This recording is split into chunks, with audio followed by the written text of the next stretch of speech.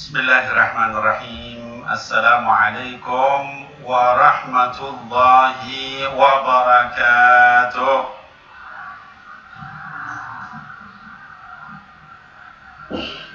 Alhamdulillah. Alhamdulillahilladzi anzala ala 'abdihi al-furqan liyakuna lil 'alamina nadhira. الذي أرسل رسوله شاهدا ومبشرا ونذيرا وداعيا إلى الله بإذنه وسراجا منيرا الذي ألف بين قلوبنا فأصبحنا بنعمته إخوانا. الصلاة والسلام على سيد المرسلين وعلى أمهات المؤمنين وعلى آل بيته الطيبين وعلى أصحابه المرضيين وعلينا ومن اتبعهم بإحسان إلى يوم الدين. آمين يا الله يا رب العالمين. وقد قال تعالى في كتابه الكريم: أعوذ بالله من الشيطان الرجيم. بسم الله الرحمن الرحيم.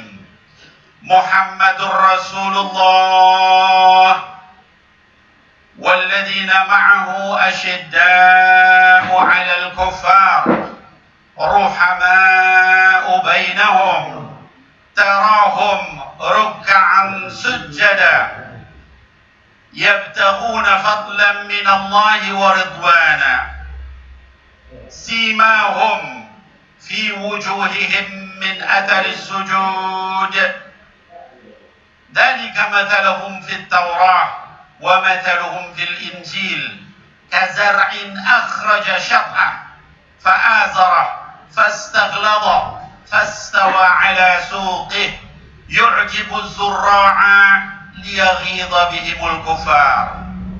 وعد الله الذين آمنوا وعملوا الصالحات منهم مغفرة وأجرا عظيما. Amma ba'd. Yang saya hormati dan insyaallah dimuliakan oleh Allah Subhanahu wa taala, yang terhormat Bapak Wakil Gubernur Kalimantan Tengah, mata'anallahu tula hayatih. Kemudian yang saya hormati dan insyaallah juga dimuliakan oleh Allah Subhanahu wa taala, yang terhormat Bapak Sekda Provinsi Kalimantan Tengah, mata'anallahu tula hayatih. Para tokoh SKPD baik dari Kementerian Agama, dari BPK, dari DPRD juga, dari pengadilan ya tadi disebutkan, para ulama dan habaib yang hadir. Di sini ada Habib Ahmad Al-Habsyi dan juga yang lain-lain, saya tidak bisa menyebutkan, para tuan guru, para kiai seluruhnya, dan juga ibu-ibu, bapak-bapak sekalian, para tokoh majelis taklim, para ulama, para zu'ama, dan juga asatidat. Hafizakumullah. Mudah-mudahan Allah Subhanahu wa taala menjaga kita dalam taat kepada Allah senantiasa. Amin ya Allah ya rabbal alamin. Hadirin wal hadirat, pada malam hari ini di akhir-akhir bulan Rabiul Awal, dan lagi kita masuk ke Rabiul Tsani. Alhamdulillah kita mengadakan acara yang penuh berkah, yaitu maulidnya Sayyidina Muhammad sallallahu alaihi wasallam, yang insyaallah penuh dengan keberkahan, penuh dengan rahmat Allah, penuh dengan maghfirah Allah, dan mudah-mudahan semua hajat yang hadir di sini dikabulkan oleh Allah Subhanahu wa taala. Amin ya rabbal alamin.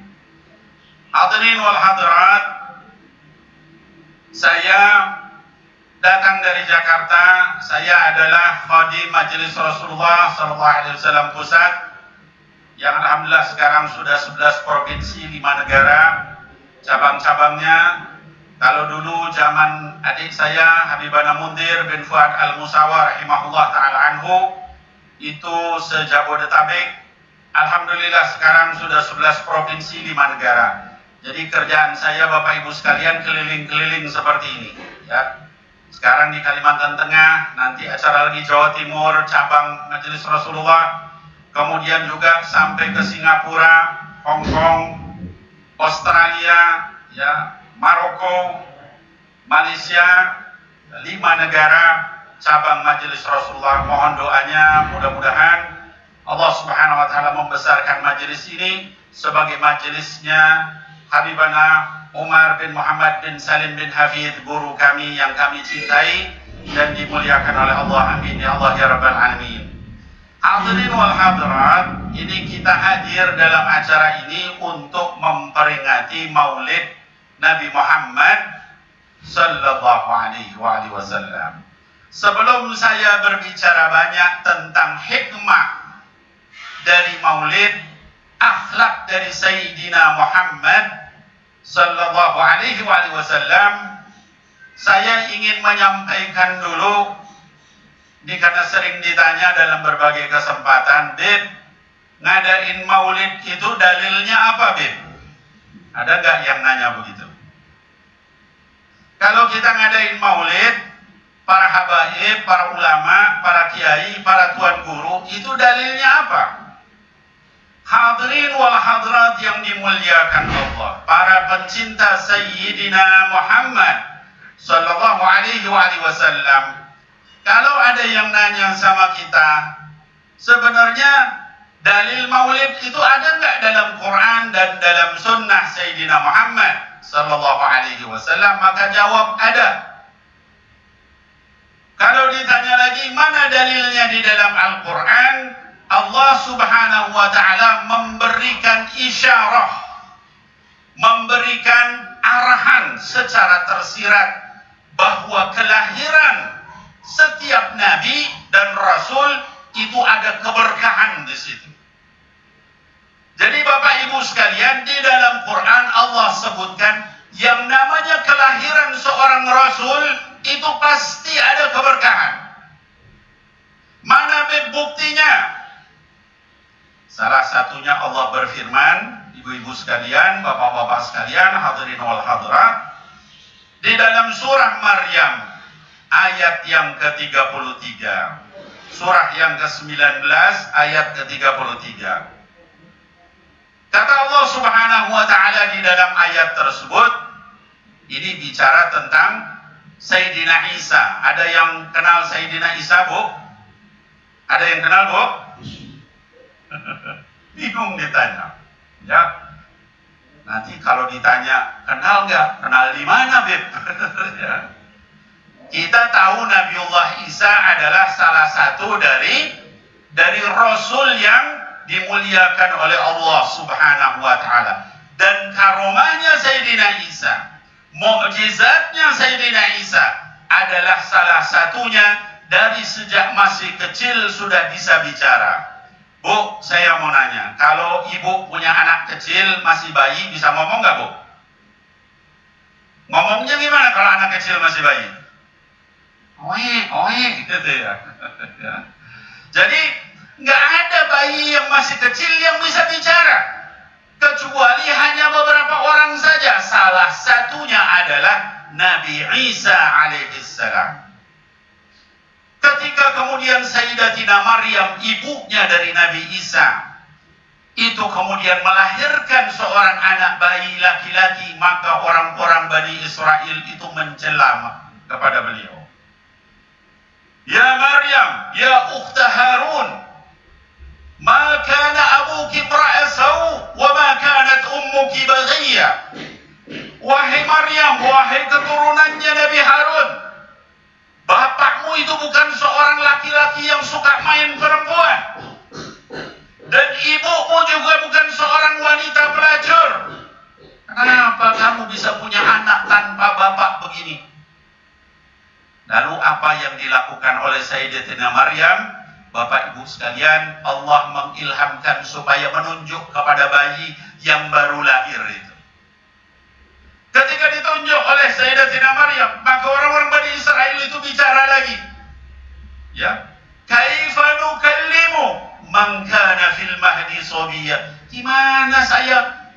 ini mau bicara dengan bayi yang masih merah begitu baru lahir.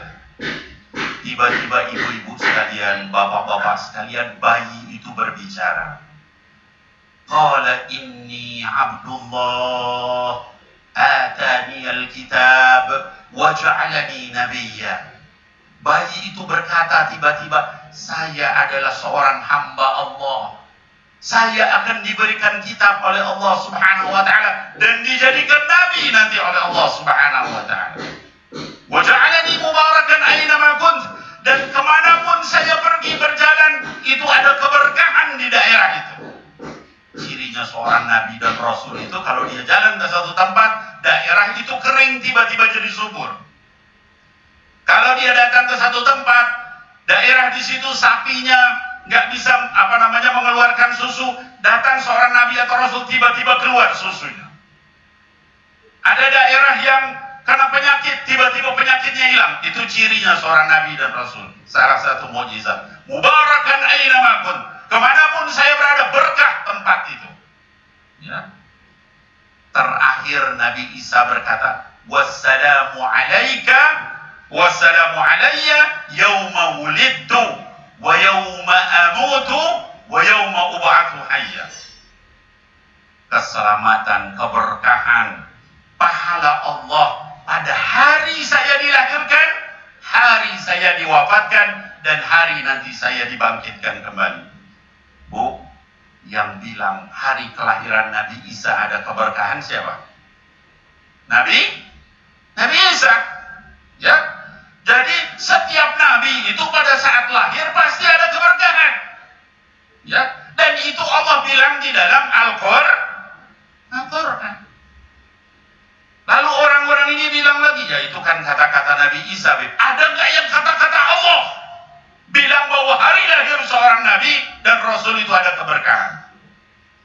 Bapak Ibu sekalian, di ayat ke-15-nya, sebelum ayat ke-33 itu, Allah menceritakan tentang keberkahan kelahiran seorang nabi yang lain, yaitu Nabiullah Yahya.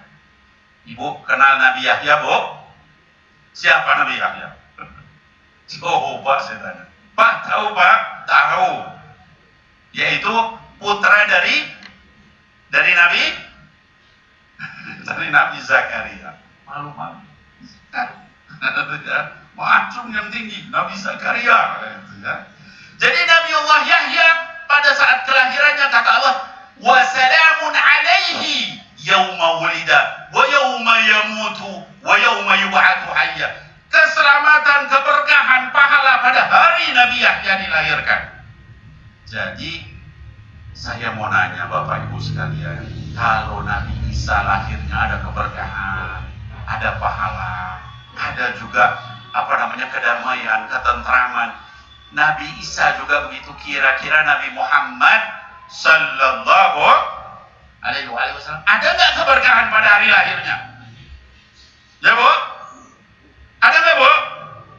Bu jangan dulu tidur Bu, baru mulai nih. Tadi ditantangin sampai subuh ya tadi. Sampai subuh. Saya ini hari ini aja 3 kali ngisi ceramah Maulid. Ini yang keempat ini dari Kalimantan Tengah. Jadi Bapak Ibu sekalian, kalau Nabi Isa, Nabi Yahya itu ada keberkahan hari lahirnya, begitu juga Sayyidul Anbiya wal Mursalin.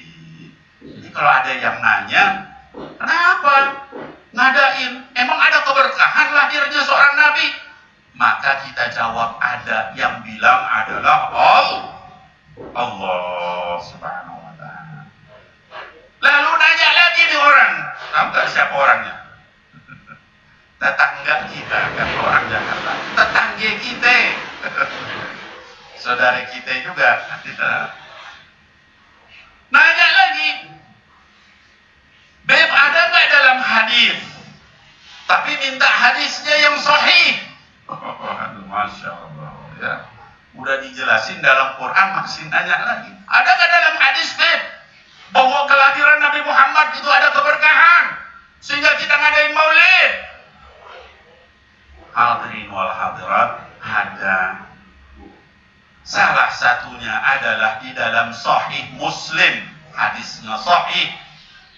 Kata Nabi Muhammad sallallahu alaihi wasallam ketika ditanya beliau, "Wahai Rasulullah, kenapa Anda puasa pada hari Senin dan hari Kamis?" Puasanya namanya apa, Bu? Puasa apa? Senin Kamis. Napas itu kalau Senin Kamis begitu. Dibilang napas kita Senin Kamis itu karena biasanya puasa, mengas gitu ya.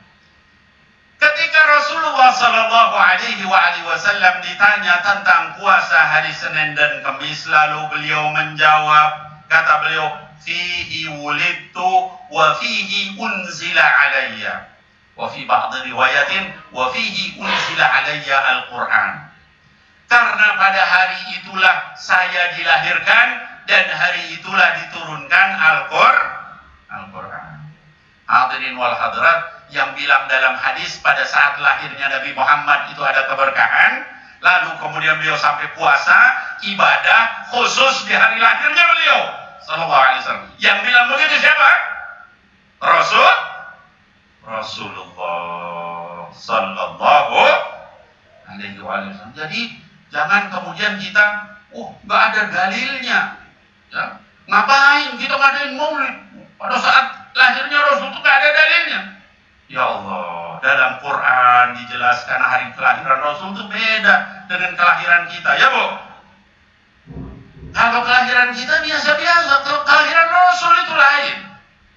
Dalam hadis juga begitu, Rasul sampai ibadah puasa. Nanya lagi nih saudara kita, ya Bu, apa Bu? Ngetes saja nih. Apa tadi yang nanya? Saudara kita, ya. Jangan dulu tidur ya, adik-adik sekalian, masih baru mulai ini, belum sampai ke materi maulid ini, baru mukadimah ini. Ya Pak Sekda, baru mukadimah ini, masih lama ini. Ya. Hadirin wal hadirat, mereka nanya lagi, "Beb, ada nggak di zaman sahabat yang mereka itu mengutamakan maulid Nabi?" Tadi sudah Qur'annya ada, hadisnya juga ada. Lalu ada nggak di masa sahabat yang memuliakan maulid Nabi?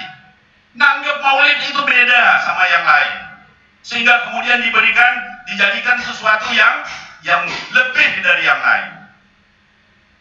Hadirin wal hadirat, di dalam kitab-kitab sirah, di antaranya adalah Tarikhul Khulafa, ya, At-Tabaqat karangan Ibnu Ishaq, As-Sirah karangan Al-Imam Ibnu Hisham, itu dijelaskan saat kaum muslimin ingin memulai penanggalan hijrah. Penanggalan hijrah tahu Pak? Kita kalau misalnya bulan Hijriah mulainya bulan apa Bu? Ya Bu? Bulan Ramadan.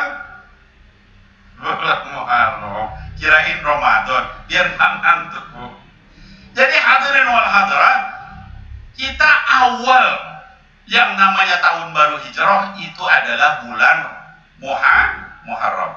Pada saat penentuan, kaum muslimin berkumpul para sahabat, lalu kemudian membahas kira-kira kita mau mulai tahun baru Islam ini kejadian apa? Satu kelompok sahabat bilang pada saat maulidnya Rasul aja. Kelompok sahabat yang kedua, jangan, pada saat beliau diangkat sebagai Rasul. Kelompok yang ketiga bilang jangan, pada saat hijrah ke Madinah. Kelompok yang keempat bilang jangan, pada saat wafatnya Rasul aja. Lalu dari hasil musyawarah itu disepakati pada awal tahun hijrah itu menggunakan saat hijrah ke Madinah. Tapi di situ menunjukkan bahwa kelahiran Rasul juga disebut. Artinya apa? Para sahabat nggak bilang bid'ah. Hari lahir Rasul diurusin bid'ah itu. Ya, sahabat nggak bilang gitu. Bahkan para sahabat katakan boleh. Sebagian bahkan mengusulkan bahwa hasil akhirnya adalah Madinah, tapi nggak ada yang bilang bid'ah di situ. Tiba-tiba sekarang dibilang bid'ah. Ngapain ngadain maulid bid'ah? Sahabat aja nggak ngomong begitu, gitu ya. Lebih pintar dari sahabat ya. Innalillahi wa inna ilaihi raji'un. Nanya lagi di tetangga kita. Nanya mulu, nanya apa ngetes. Ya. Mereka nanya lagi, Beb, oke. Ayatnya udah jelas, hadisnya ada. Sahabat juga tadi menyebutkan itu. Tapi Beb, kalau ngadain rawi itu, diba, simtud duror, barzanji, burdah, diaul lami, ya, asyarabu tahur, itu dalilnya ada nggak, Beb? Innalillahi wa inna ilaihi raji'un. Semua harus ada dalil ini. Nggak apa-apa. Jadi biar kita tahu, kalau ditanya begitu, kita bisa menjawab. Hadirin wal hadirat yang dimuliakan Allah, saya sampaikan hadis yang Bukhari wa Muslim supaya disepakati kesahihannya, nggak ada yang ribut. Pada masa Nabi Muhammad sallallahu alaihi wasallam itu ada seorang penyair dari kalangan sahabat, namanya Sayyidina Hasan bin Thabit radhiyallahu anhu wa arda. Sayyidina Hasan ini ahli syair, dan beliau biasa pada saat di Masjid Nabawi di depan Rasulullah SAW beliau bersyair. Salah satu syairnya memuji Rasulullah SAW. Sampai kemudian Rasul wafat. Waktu beliau hidup didoakan sama baginda Rasul Sallallahu Alaihi Wasallam. Kata baginda Rasul, ya Allah, tolonglah lidah Hasan ini dengan malaikat Jibril, supaya lidahnya ketika mengucapkan syair itu betul-betul bagus syairnya itu. Rasul itu dikenal suka doain sahabat. Ada sahabat Abdullah bin Abbas didoakan, ya Allah, bikin dia ini pintar dalam ilmu tafsir Quran. Ada sahabat yang macam-macam sahabat dikasih doa. Nah, Hasan bin Thabit ini didoakan supaya syairnya dibantu sama Jibril alaihissalam. Ini muttafaqun alaih. Hadisnya Bukhari wa Muslim. Pada masa Sayyidina Umar nggak tahu. Pada masa Sayyidina Umar, Sayyidina Hasan itu bersyair tentang apa pribadinya Nabi Muhammad SAW di Masjid Nabawi. Langsung Sayyidina Umar melotot. Ya. Sayyidina Hasan bin Thabit langsung bilang pada saat itu, wahai Amirul Mukminin, jangan Anda melotot kepada saya, jangan juga Anda mencela saya, apalagi menarik saya dari majelis ini. Sungguh saya pernah berdiri di sini, di tempat ini, di depan orang yang lebih mulia dari Anda, dan beliau mendoakan saya, wahai Allah, tolonglah Hasan lidahnya itu ketika bersyair dengan Jibril. Wahai Abu Hurairah, apakah Anda mendengar itu menjadi saksi? Abu Hurairah berdiri, benar, saya jadi saksi. Rasul memang bilang begitu. Sejak itu Sayyidina Umar nggak pernah mengganggu lagi. Ya. Kalau Sayyidina Hasan bersyair, maka dibiarkan sama Sayyidina Umar. Ya. Hadirin wal hadirat, maka kita ngadakan diba, ngadakan simtud duror, ngadakan barzanji, ngadakan burdah, itu kita ada dalilnya, bukan nggak ada dalil. Ya, itu syair-syair puji-pujian terhadap Rasulullah SAW. Coba nanti kapan-kapan Bapak Ibu sekalian baca syair-syairnya Sayyidina Hasan bin Thabit dalam hadis sahih tentang Rasulullah. Anda itu seperti bulan purnama, senyum Anda persis seperti maulid kita. Ya. Nah, jadi hadirin wal hadirat, ini pertama yang ingin saya sampaikan adalah jangan kemudian silahkan kalau Anda nggak mau ngadain maulid nggak apa-apa. Ya. Maulid itu bukan kewajiban, silakan. Tapi yang penting saling menghormati. Ya. Anda mau nggak melakukan silahkan, nggak apa-apa. Tapi Anda jangan mencela orang yang melakukan maulid, apalagi menyebut bahwa itu adalah bid'ah dan itu masuk neraka. Ya, itu kalau seperti itu salah. Ya, silakan, nggak apa-apa. Ya. Nah, hadirin wal hadirat yang dimuliakan Allah Subhanahu wa Ta'ala, itu sedikit yang saya ingin sampaikan tentang kenapa kita mengadakan maulid Nabi Sallallahu Alaihi Wasallam. Nah, hadirin wal hadirat yang dimuliakan Allah, Bapak Ibu sekalian, anak-anak sekalian, kaum muslimin wal muslimat yang dimuliakan Allah. Sekarang saya ingin menyampaikan ceramah tentang apa yang bisa kita ambil hikmah diantaranya dari Maulid Nabi Sallallahu Alaihi Wasallam. Hadirin wal hadirat, kedudukan Sayyidina Muhammad Sallallahu Alaihi Wasallam itu amat sangat tinggi di hadapan Allah. Salah satu bukti ketinggiannya adalah syahadah itu kalau kita mau masuk Islam tidak sah kecuali dengan menyebut nama Nabi Muhammad Sallallahu Alaihi Wasallam. Kalau ada orang masuk Islam, Bu, lalu dia cuma mau bilang begini, asyhadu an la ilaha illallah, dia nggak mau mengucap asyhadu anna Muhammad Rasulullah, sah nggak dia masuk Islamnya? Tidak sah. Ya. Jadi selain syahadah uluhiyah juga harus syahadatul risalah, yaitu wa asyhadu anna Muhammadur. Itu begitu tingginya, orang nggak sah syahadatnya kalau dia tidak mau mengucapkan asyhadu anna Muhammadur Rasulullah. Ya. Hadirin wal hadirat, keutamaan mana lagi yang lebih tinggi daripada itu di sisi Allah Subhanahu wa taala? Nggak sah. Berimbang. Asyhadu an la ilaha illallah harus asyhadu anna Muhammadar Rasulullah. Itu yang pertama. Lalu yang kedua, hadirin wal hadirat, kalau kita berdoa itu biasa. Kita minta sama Allah itu biasa. Tapi sampai Allah dan malaikat berselawat kepada Rasulullah itu hanya kepada Nabi Muhammad sallallahu alaihi wasallam. Inna Allah wa malaikatahu yusalluna 'alan nabi ya ayyuhalladzina amanu sallu 'alaihi wa sallimu taslima. Allahumma shalli wa sallim 'alaihi wa 'ala alihi. Hadirin wal hadirat, kita beristighfar, kita bertasbih, kita bertahmid, kita melakukan berbagai zikir, itu kita membacanya sendiri. Tapi kalau kita bersalawat, itu Allah Subhanahu wa taala dan malaikatnya ikut bersalawat. Ya, Masya Allah, itu kedudukan Sayyidina Muhammad Sallallahu Alaihi Wasallam. Jadi saya sering kali ditanya, Beb, kalau saya punya waktu yang sedikit, itu baiknya saya baca doa apa, Beb?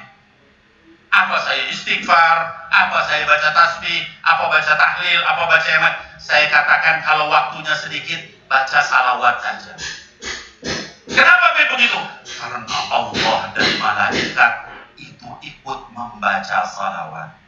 Innallaha wa malaikatahu yusalluna 'alan nabi.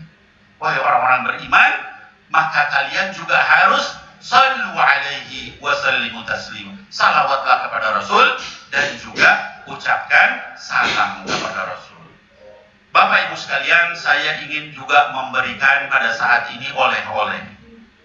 Oleh-olehnya adalah keutamaan salawat Nabi. Mau dapat oleh-oleh, Bu? Oleh-olehnya bukan duit.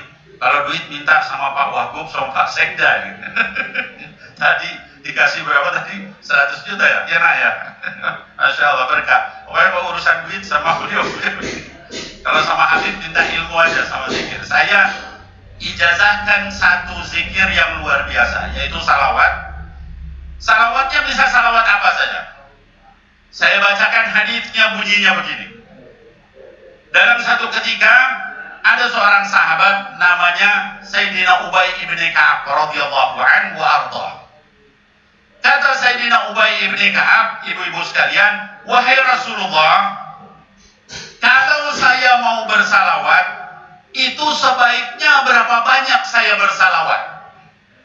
Apa cukup 1/4 dari doa saya? Jadi kalau kita berdoa, Pak, kita berdoa panjang. Kata Sayyidina Ubay, apa cukup 1/4 dari doa saya itu salawat? Apa jawab Rasulullah Sallallahu Alaihi Wasallam? Kata baginda Rasulullah SAW, 1/4 itu banyak. Tapi kalau kamu tambah lebih bagus lagi. Kalau kamu tambah lebih bagus lagi. Ya Rasulullah, apakah cukup kalau kalau begitu setengah dari doa saya itu salawat. Apa jawab Rasulullah sallallahu alaihi wasallam? Kata beliau, setengah itu banyak, wahai Ubay. Tapi kalau kamu tambah lebih bagus lagi. Kata Sayyidina Ubay ibn Ka'ab, ya Rasulullah, apakah 2/3 dari doa saya itu salawat? Apa jawab baginda Rasul sallallahu alaihi wasallam? Kata beliau, 2/3 itu banyak, wahai Ubay. Tapi kalau kamu tambah lebih bagus lagi. Kata Sayyidina Ubay bin Ka'ab, ya Rasulullah, kalau begitu seluruh doa saya adalah salawat kepada engkau. Apa jawab baginda Rasul? Idzan tukfa hammaka wa yughfar laka dzambak. Kalau kamu menjadikan seluruh doamu itu adalah salawat kepadaku, maka akan dipenuhi semua keinginanmu dan diampuni semua dosamu. Allahumma salli ala Sayyidina Muhammad. Bapak-bapak sekalian, ibu-ibu sekalian, pernah nggak kita punya hajat nggak dikabul-kabul sama Allah? Belum dikabul. Pernah nggak begitu? Pernah kan? Nggak punya keinginan, terus nggak dikabul-kabul. Kita gunakan hadis tadi, coba kita ganti doanya dengan salawat kepada Rasul sebanyak-banyaknya. Ya, karena tadi dikatakan kita punya keinginan, punya hajat, punya kebutuhan sama Allah, itu kalau kita bersalawat, tukfa hammaka, dipenuhi keinginan kamu itu, kesedihan kamu itu diobati, ya, masalah kamu itu diselesaikan dengan salawat.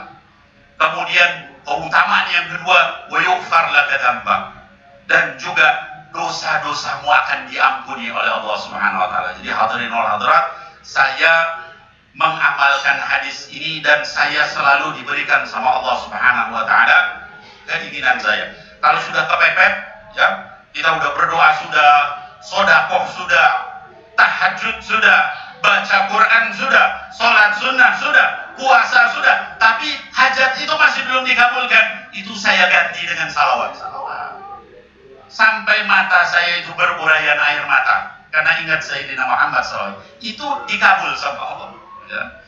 Ngikutin dari hadis Sayyidina Ubay bin Ka'ab yang tadi disebutkan, kalau seluruh doa saya diganti dengan salawat, maka akan dikabul sama Allah Subhanahu wa taala.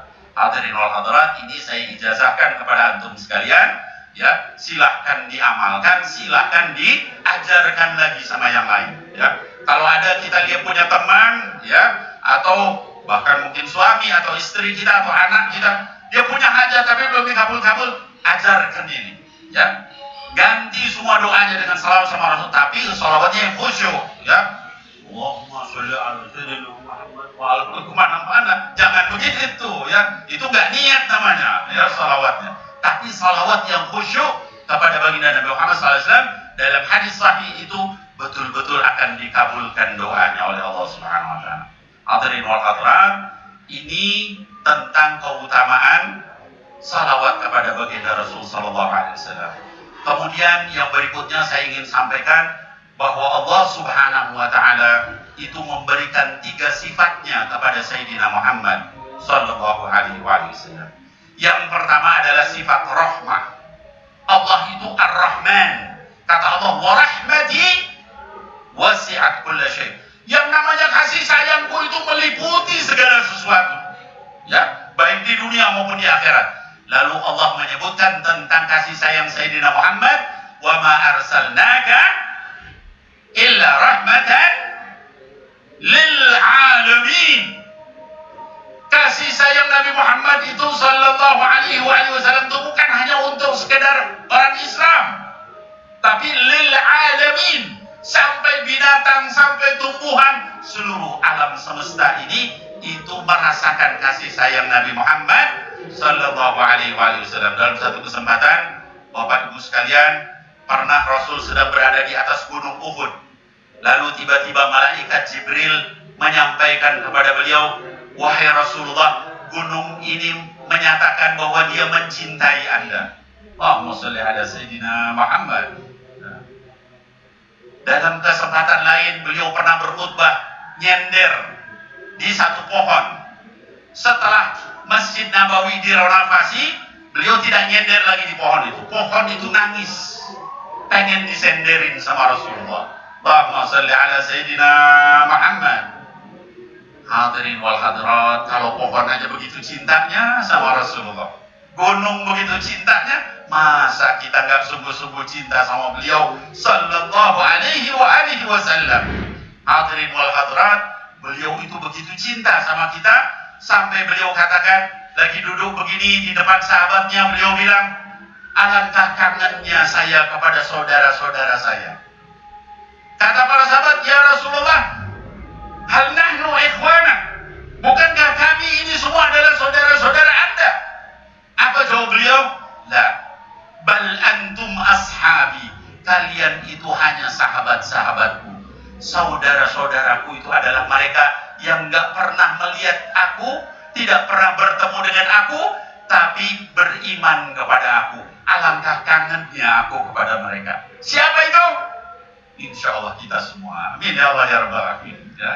Jadi kita ini diridui oleh beliau karena kita mencintai beliau, bersungguh-sungguh salawat kepada beliau, padahal belum pernah ketemu sama beliau.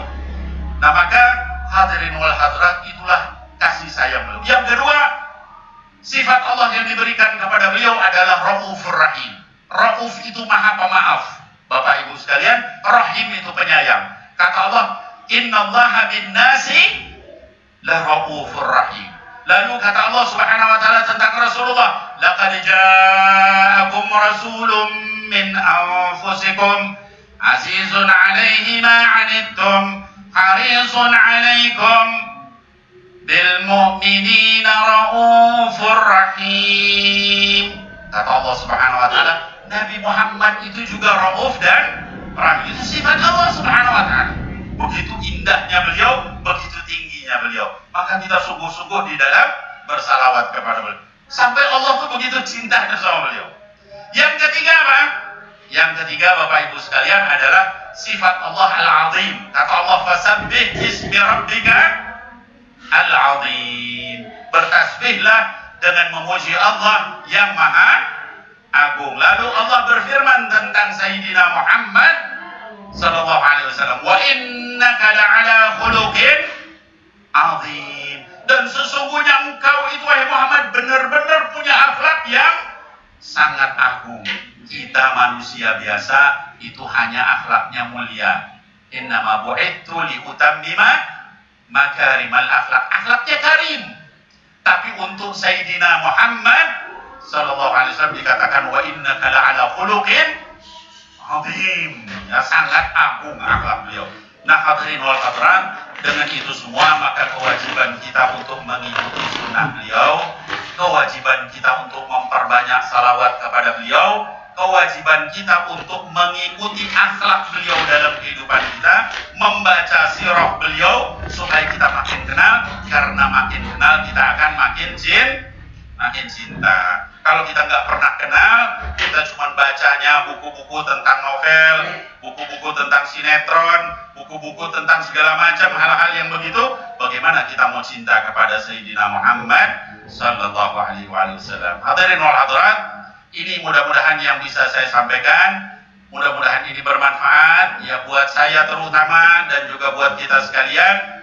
Sekali lagi, orang-orang yang terbaik itu adalah alladzina yastami'una al-qaula fayattabi'una ahsanah. Orang-orang yang mendengar kata-kata lalu mereka mengikuti yang terbaik. Mudah-mudahan ini bermanfaat. Sekali lagi, kalau ada yang benar dari sisi Allah, kalau ada yang salah dari kebodohan saya sendiri, saya mohon ampun kepada Allah Subhanahu wa taala. Nafa'ani wa iyyakum billahi taufiq wal hidayah. Assalamualaikum warahmatullahi wabarakatuh.